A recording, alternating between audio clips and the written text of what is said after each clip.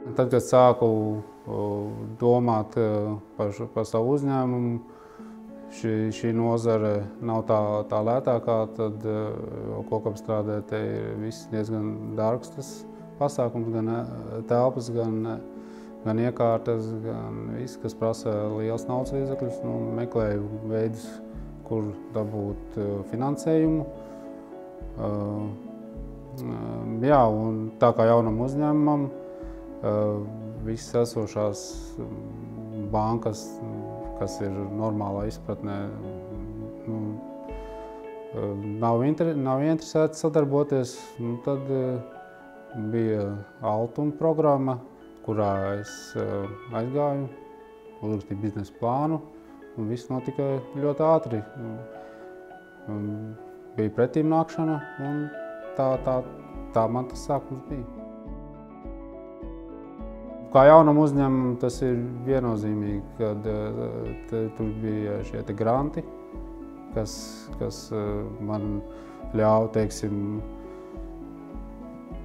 jauns uzņēmums, skaidrs, ka tu kļūdies, tev kaut kas neaiziet, un ja tev ir tev finanses ir diezgan mazas, tad ar kaut kādu kļūdu tu vari izbeigt to eksistēšanu pirmajos mēnešos. Jā. Tur bija grants katru mēnesi, kuru es arī liku ražošanā iekšā, kaut kādas izējmateriālus pirku. Jā.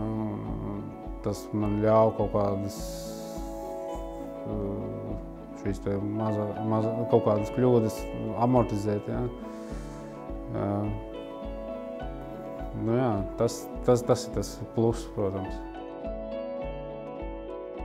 Jaunajiem es domāju, jā, vajag pacietību, nevienmēr viss rezultāts nāks uzreiz. Jā. Būs tā, ka neizdosies, pilnīgi noteikti, bet ja ir kaut kāda pamatota tas projekts un ir ticība saviem spēkiem un visai savai lietai, tad tikai uz priekšu. Un vienu dienu, protams, tie rezultāti būs. Jo man jau arī nekas nenotika uzreiz, tas bija neveiksmes, ir pārdomas viss, bet